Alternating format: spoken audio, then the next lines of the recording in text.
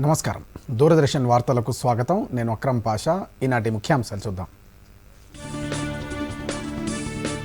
CM కేసీఆర్తో కర్ణాటక మాజీ CM Kumaraswamy భేటీ, జాతీయ రాజకీయాల్లో ప్రాంతీయ పార్టీల పాత్ర, దేశ రాజకీయాల్లో కేసీఆర్ పోషించాల్సిన పాత్రపై సుదీర్ఘ చర్చ.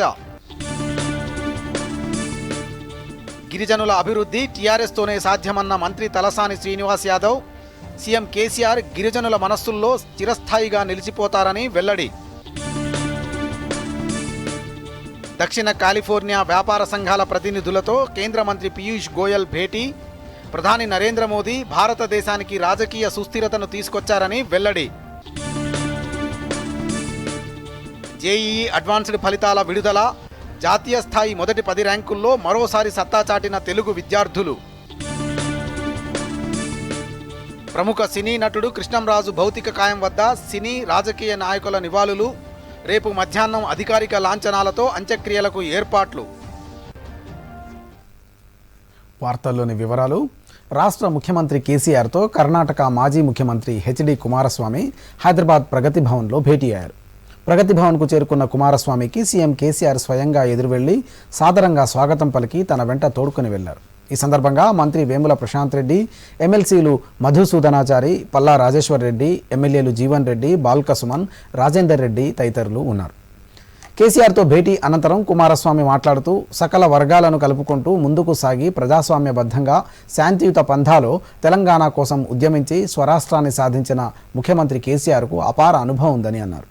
ప్రస్తుత పరిస్థితుల్లో భారతదేశానికి ఆయన సేవలు ఎంతో అవసరం ఉన్నాయని కుమారస్వామి స్పష్టం చేశారు. తమ ఇద్దరి మధ్య అర్థవంతమైన చర్చ సాగిందని కుమారస్వామి ఈ సందర్భంగా తెలిపారు. తెలంగాణ ప్రత్యేక రాష్ట్రం కోసం సీఎం కేసీఆర్ అలుపెరగకుండా సాగించిన ఉద్యమం శాంతియుత పంథాలో తెలంగాణ రాష్ట్రాన్ని సాధించి అదే పద్ధతిలో రాష్ట్రాన్ని ప్రగతి పథంలో నడిపిస్తున్న తీరుపై ఇద్దరు నేతల మధ్య చర్చ జరిగిందని ఆయన తెలిపారు. గిరిజనుల అభివృద్ధి సంక్షేమం టీఆర్ఎస్ ప్రభుత్వంతోనే సాధ్యమని మంత్రి తలసాని శ్రీనివాస్ యాదవ్ అన్నారు. బంజారాహిల్స్లో నూతనంగా నిర్మించిన బంజారా భవన్, ఆదివాసీ భవన్లను మంత్రులు సత్యవతి రాథోడ్, శ్రీనివాస్ గౌడ్, మేయర్ విజయలక్ష్మి, ఎమ్మెల్యే దానం నాగేందర్లతో కలిసి ఆయన పరిశీలించారు.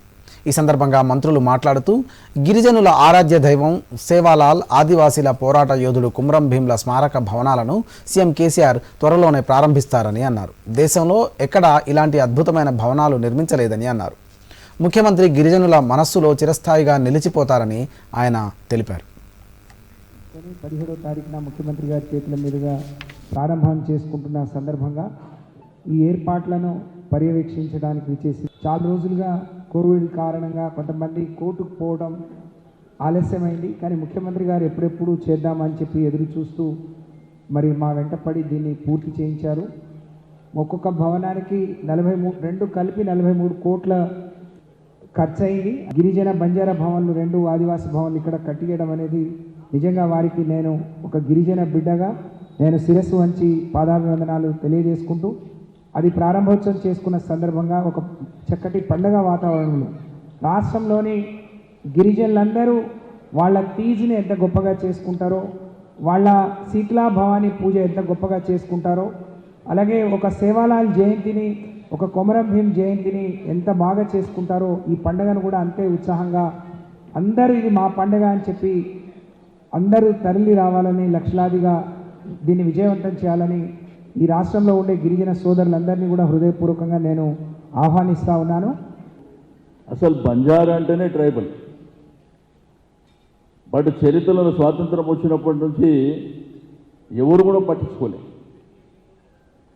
మరి ఇదే ప్రాంతంలో బంజారా అని పేరు మీద ఉన్నటువంటి ఈ ప్రాంతంలోనే 2 మరి బ్రహ్మాండమైనటువంటి మరి నిర్మించడం అనేది ఒక చరిత్ర. నేను ఛాలెంజ్ చేస్తా, దేశంలో ఇటువంటి బిల్డింగ్ మరి ఎక్కడన్నా కట్టినటువంటి చరిత్ర ఉంటే చెప్పవలసినటువంటి అవసరం ఉంటుంది. మనసున్నటువంటి మహారాజుగా మన ముఖ్యమంత్రి గారు ఉంది కాబట్టి ఇంత అత్యంత ఖరీదు విలువైనటువంటి ఈ యొక్క ప్రాంతంలో మరి ఇంత మంచి బ్రహ్మాండమైనటువంటి భవనాలు కట్టించడం శుభసూచకం అని చెప్పి నేను ఈ సందర్భంగా తెలియజేస్తూ మరి తప్పకుండా ట్రైబల్ బిడ్డలు అందరూ రాష్ట్ర వ్యాప్తంగా కూడా ఈ ఘనమైనటువంటి కార్యక్రమంలో భాగస్వామ్యం కావాలని కోరుకుంటాం. Thank you. హైదరాబాద్ నడిబొడ్డున దాదాపు ఒక ఒక 300-400 కోట్ల విలువైన భూమిలో 53 కోట్లతో 2 భవనాలు ఏర్పాటు చేసి గిరిజనులంతా ఐక్యంగా ఉండండి అని చెప్పి మరి 2 భవనాలు పక్కపక్కన ఏర్పాటు చేసినటువంటి ముఖ్యమంత్రి గారికి నిజంగా వారికి హృదయపూర్వక కృతజ్ఞతలు తెలియజేస్తూ మరి ఈ జాతి బిడ్డలందరూ కూడా ఈరోజు ఆలోచన చేయాలి. పేరుకు బంజారా హిల్స్, మన పేరు మీద బంజారా హిల్స్, కానీ మనకు జానడి జాగా కూడా బంజారా భవన్కు ఎవడు వేయలేదు. ఎలక్షన్ల గురించి అధికారం గురించి ఈ జాతిని వాడుకున్నారు తప్ప ఈ జాతికి ఆత్మగౌరవం ఉండేటట్లు వారికి భవనాలు కట్టియాలని కానీ, ప్రతి ఎలక్షన్లో అమర తాండామే అమర రాజ్ అన్నారు, గ్రామ పంచాయతీలు చేస్తామన్నారు, కానీ ఎవ్వరు చేయలేదు. ఇవాళ వేలాది మంది సర్పంచులుగా కావడానికి మరి ఎన్ని గిరిజన తాండాలను గ్రామ పంచాయతీలు చేసిందో ఒక్కసారి ఆలోచించాల్సి ఉంది. తెలంగాణ జాతీయ సమైక్యత వజ్రోత్సవాల వేడుకలను అత్యంత ఘనంగా నిర్వహించేలా ఏర్పాట్లు చేయాలని మంత్రి తలసాని శ్రీనివాస్ యాదవ్ అన్నారు. బీఆర్కేఆర్ భవన్లో గిరిజన సంక్షేమ శాఖ మంత్రి సత్యవతి రాథోడ్, సాంస్కృతిక పర్యాటక శాఖల మంత్రి శ్రీనివాస్ గౌడ్లతో కలిసి ఉన్నతాధికారులతో ఆయన ఈ నెల 17వ తేదీన ఎన్టీఆర్ స్టేడియంలో నిర్వహించే ఏర్పాట్ల సమావేశం నిర్వహించారు.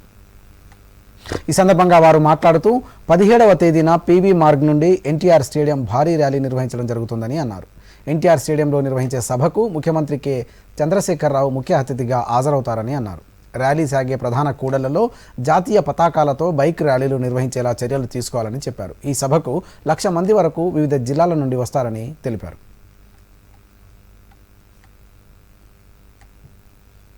స్వచ్ఛ గురుకుల వారోత్సవాల్లో భాగంగా మహబూబ్నగర్ రూరల్ మండలం రామ్రెడ్డిగూడ సాంఘిక సంక్షేమ బాలికల గురుకుల విద్యాలయాన్ని మంత్రి శ్రీనివాస్ గౌడ్ సందర్శించారు.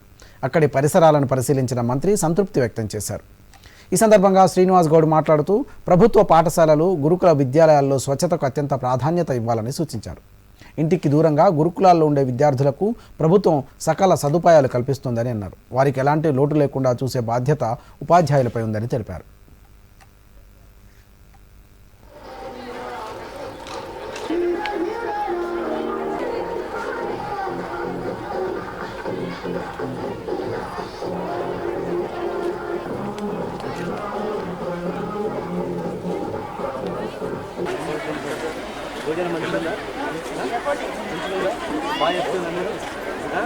టీఆర్ఎస్ గవర్నమెంట్ వచ్చిన తర్వాతనే ఈ హాస్టల్స్, గురుకులాలు, చదువు, వెడ్నెస్డే,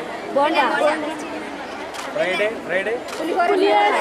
సాటర్డే, సండే, బనానా, ఇప్పుడు ఇంటికి వస్తే మా అమ్మ పెడతారు ఇక్కడ. మరి మన టీఆర్ఎస్ గవర్నమెంట్ వచ్చిన తర్వాత, కేసీఆర్ ముఖ్యమంత్రి అయిన తర్వాత, ఇలా మన ప్రభుత్వం వచ్చిన తర్వాత మన పేదవాళ్ళకు మంచి భోజనము, టిఫిను, రోజు గుడ్లు, మటను, చికెను, ఈ గుజ్జమ్మ కూడా చదువు చెప్తున్నదంతా.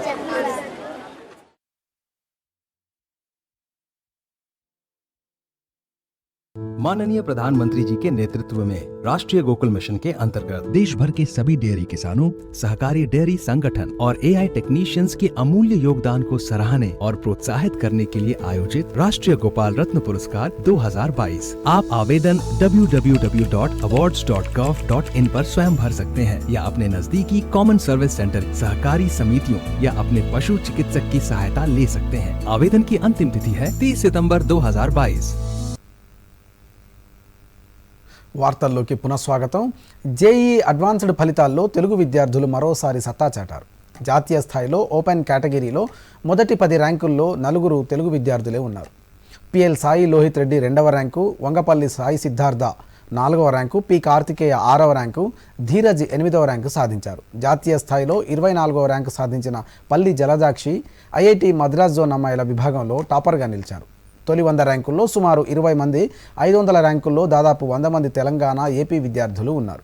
ఐఐటీల్లో ప్రవేశానికి ఆగస్టు 28న నిర్వహించిన పరీక్షా ఫలితాలను ఐఐటి బాంబే ప్రకటించింది. ఈ ఫలితాల్లో బాంబే జోన్కు చెందిన ఆర్కే శిశిర్ 360 మార్కులకు గాను 314 మార్కులు సాధించి మొదటి ర్యాంకును కైవసం చేసుకున్నాడు. ఢిల్లీ జోన్కు చెందిన తనిష్కా కబ్రా 277 మార్కులతో బాలికల్లో టాపర్గా నిలిచింది.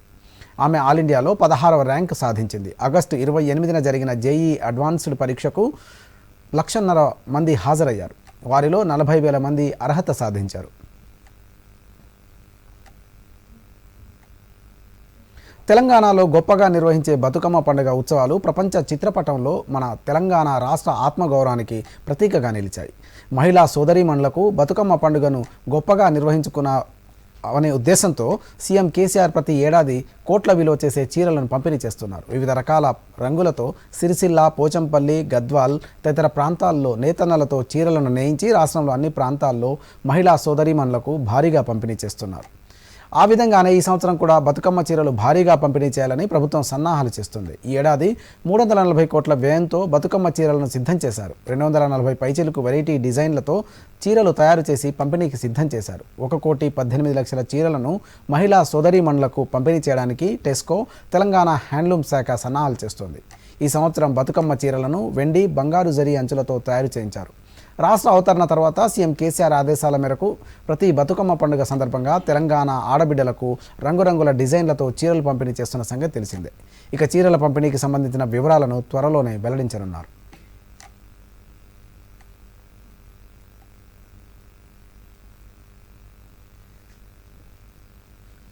ఉమ్మడి కరీంనగర్ జిల్లా వ్యాప్తంగా కేంద్ర ప్రభుత్వం పోస్ట్ ఆఫీస్ ద్వారా అందించే దీన్ దయాల్ స్పర్శ్ యోజన స్కాలర్షిప్ 2022 పరీక్ష విజయవంతంగా ముగిసింది.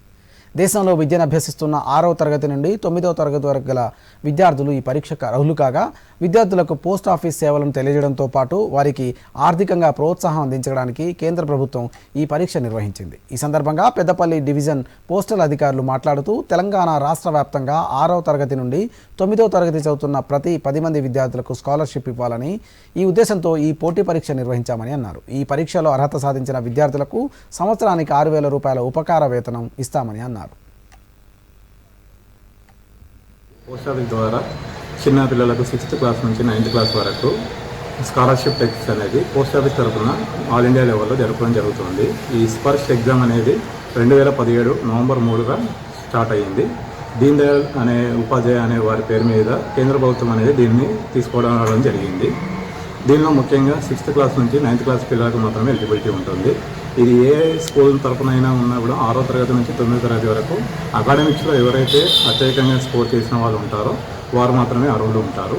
దీనికి 200 రూపాయలు పెట్టేసి ఫిలాటలీ డిపాజిట్ అకౌంట్ అనేది ఒకటి ఓపెన్ చేసుకొని, ఇది ముఖ్య కారణం ఏంటిది అంటే ఫిలాటలీ అనేది స్టాంప్స్ సేకరణ అనేది కింగ్స్ ఆఫ్ హాబీస్ అంటారు. అన్నిటికంటే హాబీలలో ఎక్కువ ఉండేది మనకు ఫిలాటలీ అని అంటారు.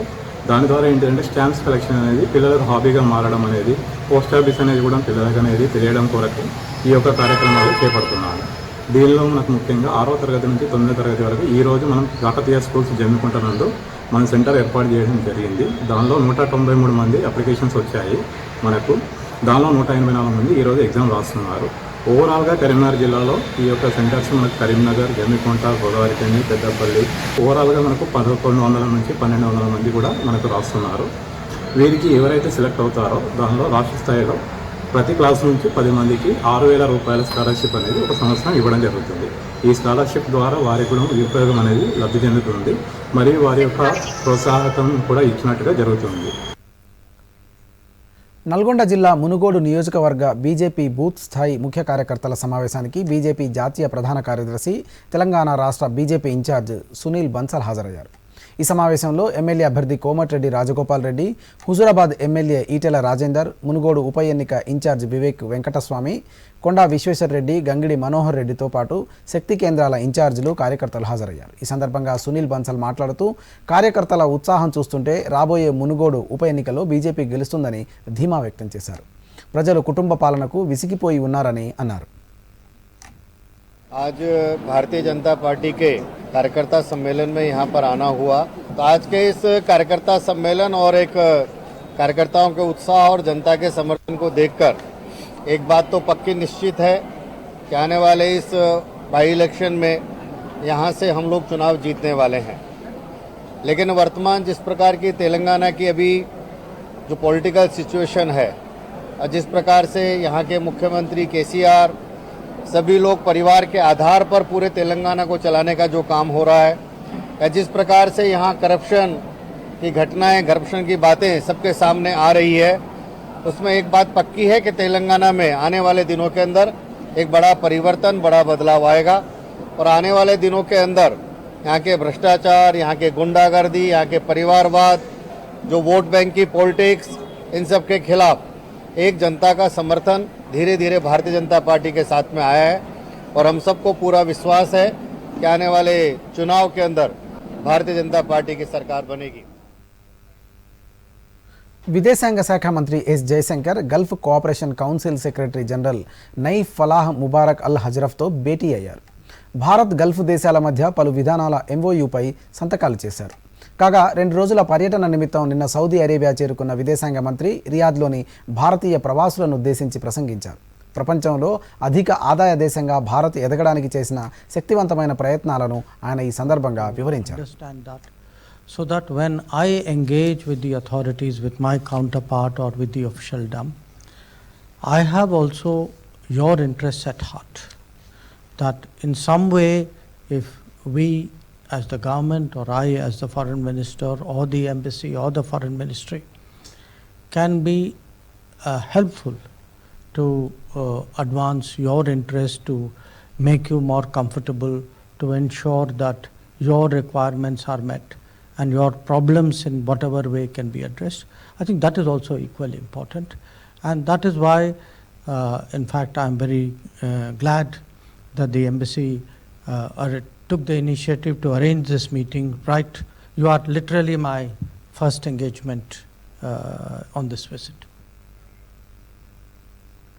దక్షిణ కాలిఫోర్నియాకు చెందిన వ్యాపార సంఘాల ప్రతినిధులతో కేంద్ర మంత్రి పీయూష్ గోయల్ సమావేశమయ్యారు. ఈ సందర్భంగా ఆయన మాట్లాడుతూ ప్రధాని నరేంద్ర మోదీ దేశానికి రాజకీయ సుస్థిరతను తీసుకొచ్చారని తెలిపారు. మోదీ నాయకత్వంలో దేశంలో నిర్ణయాత్మకమైన బలమైన నిర్ణయాలు తీసుకునేందుకు సిద్ధంగా ఉందని అన్నారు. ప్రజా సంక్షేమాన్ని సామాజిక సంక్షేమాన్ని సమతుల్యం చేయడంతో పాటు అదే సమయంలో 1.3 బిలియన్ పౌరులకు సాధికారత కల్పిస్తున్నదని తెలిపారు. భారత్లో జరుగుతున్న పరివర్తన కృషి ప్రపంచ ఆర్థిక వ్యవస్థల్లో దేశాన్ని 5వ స్థానానికి తీసుకువెళ్లిందని మంత్రి తెలిపారు. ఇండో పసిఫిక్ ఎకానమిక్ ఫ్రేమ్వర్క్ ముగింపు అనేది ఒక విధమైన ఆలోచనలు కలిగిన దేశాలతో స్వేచ్ఛతో పాటు న్యాయమైన వాణిజ్యానికి ఒక మైలురాయని మంత్రి తెలిపారు.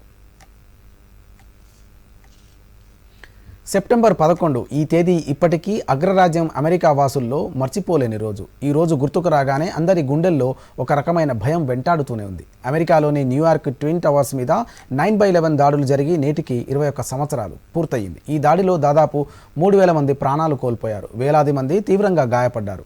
అప్పటి దృశ్యం బాధితుల ముందు ఇంకా కదలాడుతూనే ఉంది. సెప్టెంబర్ 11, 2001న అమెరికా దేశంలోని వరల్డ్ ట్రేడ్ సెంటర్ పైన అల్ ఖైదా ఉగ్రవాదులు జరిపిన దాడులు చరిత్ర మరవలేదు. ఒక అమెరికాయే కాదు, ప్రపంచ దేశాలని ఒక్కసారిగా ఈ ఘటనతో ఉలిక్కిపడ్డాయి. అమెరికా సంయుక్త రాష్ట్రాలపై ఒసామా బిన్ లాడెన్ బృందం పక్కా ప్రణాళికతో జరిపిన దాడులవి. ఆ రోజు ఉదయం 10 మంది అల్ ఖైదా ఉగ్రవాదులు 4 ప్రయాణికుల జెట్ విమానాలను దారి మళ్లించి న్యూయార్క్ ట్విన్ టవర్స్ పైన దాడికి పాల్పడ్డారు. సౌదీ అరేబియా, ఇతర అరబ్ దేశాలకు చెందిన వారై ఈ ఘటనలకు పాల్పడినట్లు దాడి జరిగిన తర్వాత దర్యాప్తులు పోలీసు బృందాలు గుర్తించాయి. ఈ దారుణానికి ఒడిగట్టిన ఉగ్ర ముఠాకు అప్పటి అల్ ఖైదా నాయకుడు ఒసామా బిన్ లాడెన్ నేతృత్వం వహించారు. ఈ దాడుల్లో 3,000 మంది పౌరులతో పాటు 19 మంది హైజాకర్లు మరణించారు.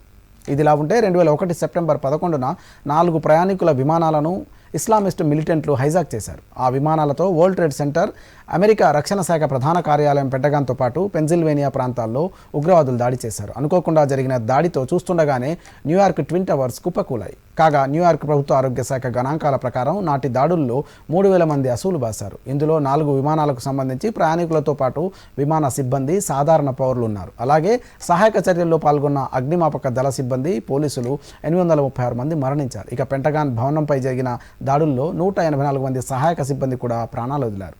మరణించిన వారిలో అత్యధికులు సాధారణ పౌరులే కాగా వారిలో 70కి పైగా ఇతర దేశాలకు చెందిన వారు ఉన్నట్లు ప్రభుత్వ లెక్కలు చెబుతున్నాయి. కాగా ప్రపంచవ్యాప్తంగా రక్షణ రంగంలో ఎంతో శక్తివంతమైనదని చెప్పుకునే అమెరికా అల్ ఖైదా ఉగ్రవాదులు పక్కా ప్రణాళికతో అనుకున్న విధంగా వరల్డ్ ట్రేడ్ సెంటర్ పైన దాడులు జరిపింది. అయినా అగ్రరాజ్యం అమెరికా మనోనిబ్బరంతో ఈ చీకటి రోజులను తలుచుకుంటూనే ఉంది.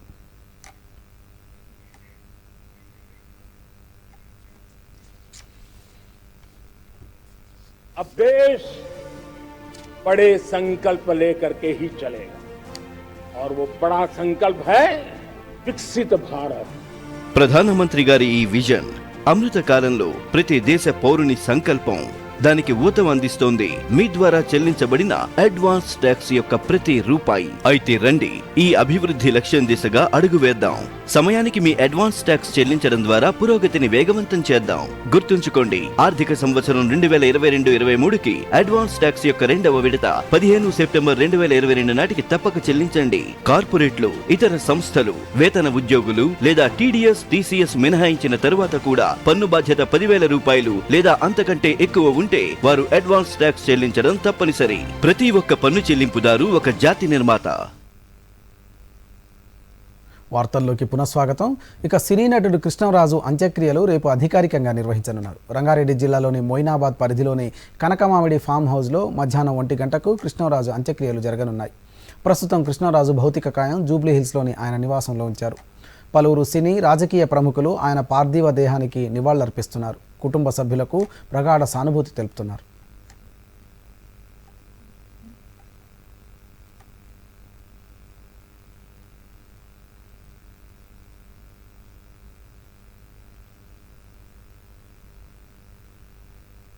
సినీ నటుడు కృష్ణంరాజు మృతి పట్ల పలువురు సినీ, రాజకీయ ప్రముఖులు తమ సంతాపం వ్యక్తం చేశారు. జూబ్లీ హిల్స్లోని కృష్ణంరాజు నివాసానికి వచ్చిన పలువురు ఆయన కుటుంబ సభ్యులను పరామర్శించి సానుభూతిని తెలియజేశారు. అలాగే కృష్ణంరాజుతో తమకున్న అనుబంధాన్ని గుర్తు చేసుకున్నారు. మరిన్ని వివరాలు. జూబ్లీ హిల్స్లోని కృష్ణంరాజు నివాసానికి వచ్చిన పలువురు సినీ, రాజకీయ ప్రముఖులు ఆయన కుటుంబ సభ్యులను పరామర్శించి సానుభూతిని తెలియజేశారు. కృష్ణంరాజు మరణం బీజేపీకి, సినీ పరిశ్రమకు తీరని లోటని కేంద్ర మంత్రి కిషన్ రెడ్డి తెలిపారు.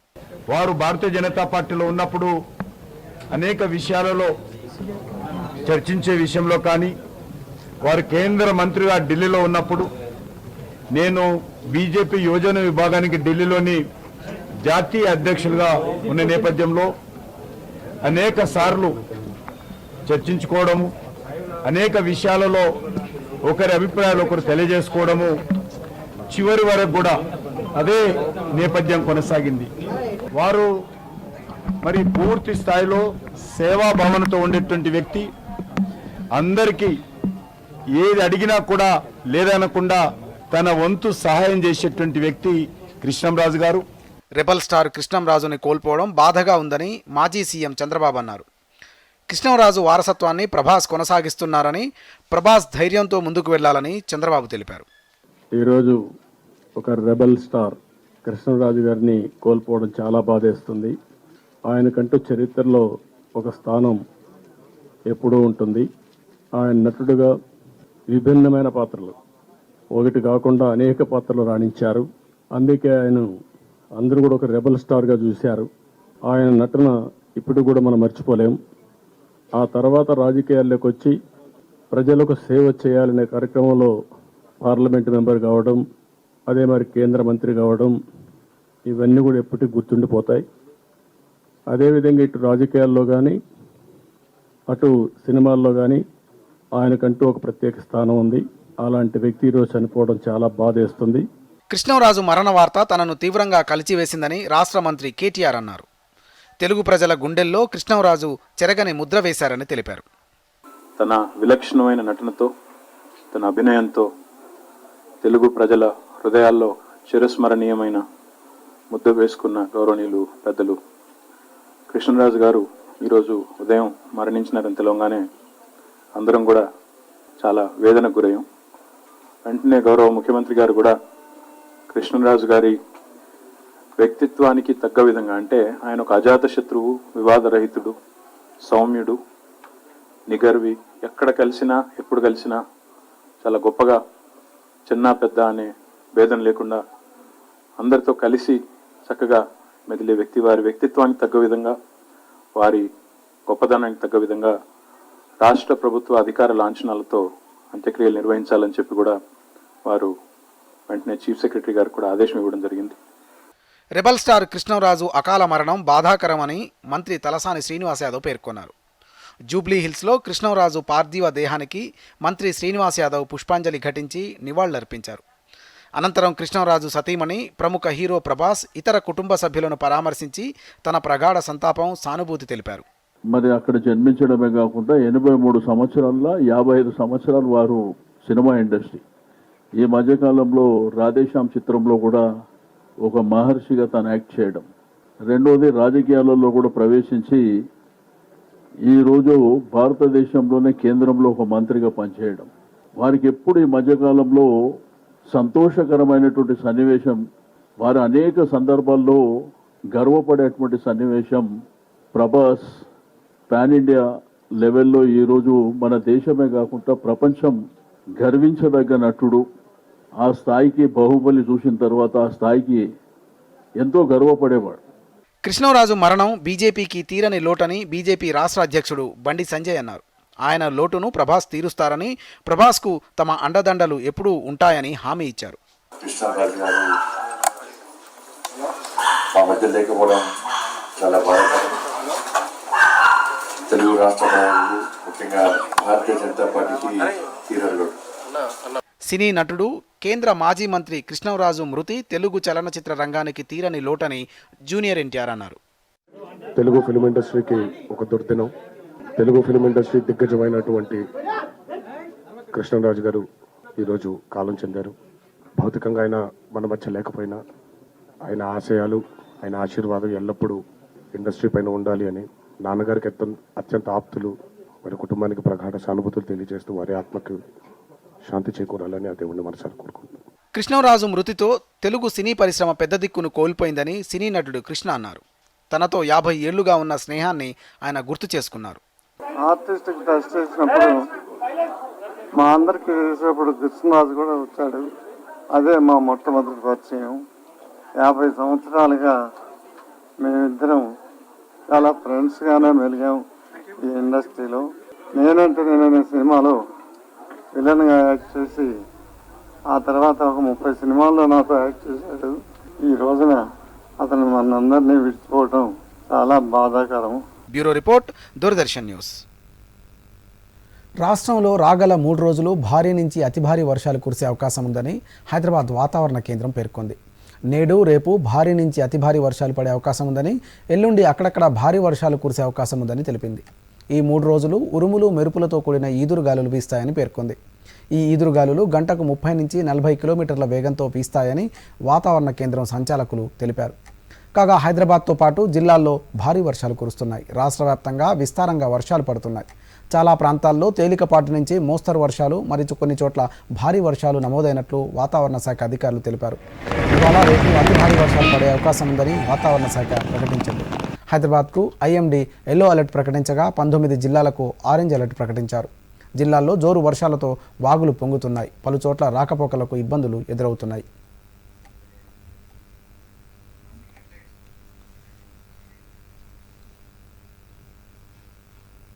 వార్తలు ముగించే ముందు మరోసారి ముఖ్యాంశాలు చూద్దాం. నమస్కారం.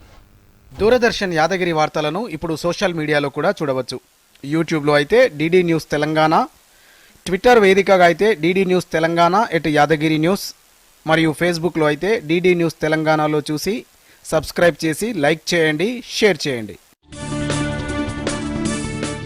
సీఎం కేసీఆర్తో కర్ణాటక మాజీ సీఎం కుమారస్వామి భేటీ, జాతీయ రాజకీయాల్లో ప్రాంతీయ పార్టీల పాత్ర, దేశ రాజకీయాల్లో కేసీఆర్ పోషించాల్సిన పాత్రపై సుదీర్ఘ చర్చ. గిరిజనుల అభివృద్ధి టీఆర్ఎస్తోనే సాధ్యమన్న మంత్రి తలసాని శ్రీనివాస్ యాదవ్, సీఎం కేసీఆర్ గిరిజనుల మనస్సుల్లో చిరస్థాయిగా నిలిచిపోతారని వెల్లడి. దక్షిణ కాలిఫోర్నియా వ్యాపార సంఘాల ప్రతినిధులతో కేంద్ర మంత్రి పీయూష్ గోయల్ భేటీ, ప్రధాని నరేంద్ర మోదీ భారతదేశానికి రాజకీయ సుస్థిరతను తీసుకొచ్చారని వెల్లడి. జేఈఈ అడ్వాన్స్డ్ ఫలితాల విడుదల, జాతీయ స్థాయి మొదటి 10 ర్యాంకుల్లో మరోసారి సత్తా చాటిన తెలుగు విద్యార్థులు. ప్రముఖ సినీ నటుడు కృష్ణంరాజు భౌతిక కాయం వద్ద సినీ రాజకీయ నాయకుల నివాళులు, రేపు మధ్యాహ్నం అధికారిక లాంఛనాలతో అంత్యక్రియలకు ఏర్పాట్లు. अब देश बड़े संकल्प लेकर